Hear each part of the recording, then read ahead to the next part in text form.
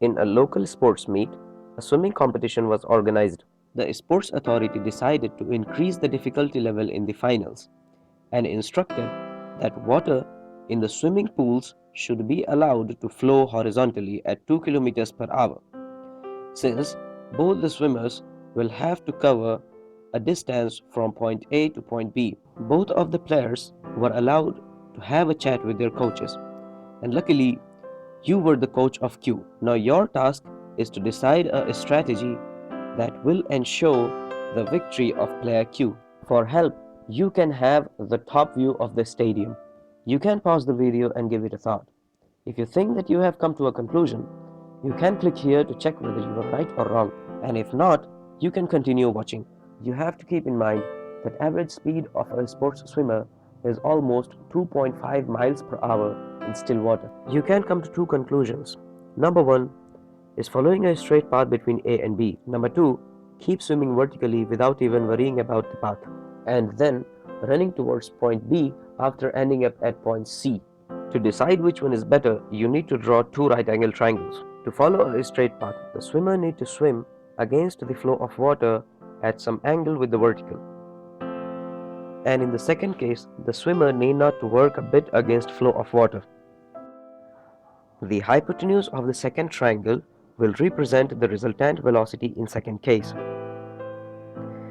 whereas the base of the first triangle will represent the resultant velocity in first case. Using simple Pythagoras theorem as in case of a right angle triangle, you can easily calculate the resultant velocity in first case and also for the second case. To calculate the angle at which the swimmer will be swimming, you can easily calculate the value of cosine and tan.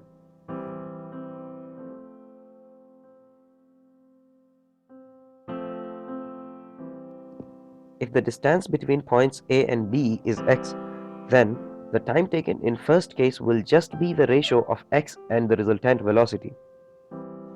But in second case, you have to calculate the time taken to cover the distance AC and then the time taken to cover the distance CB. For that, you need to calculate the velocity at which the swimmer will become a sprinter while running from point C to point B.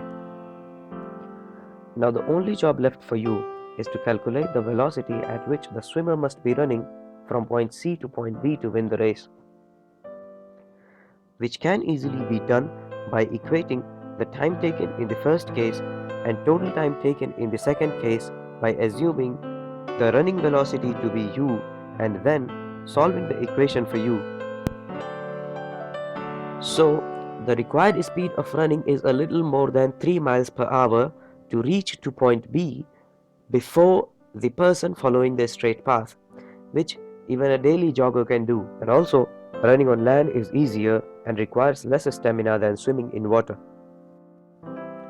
So, the second option is better.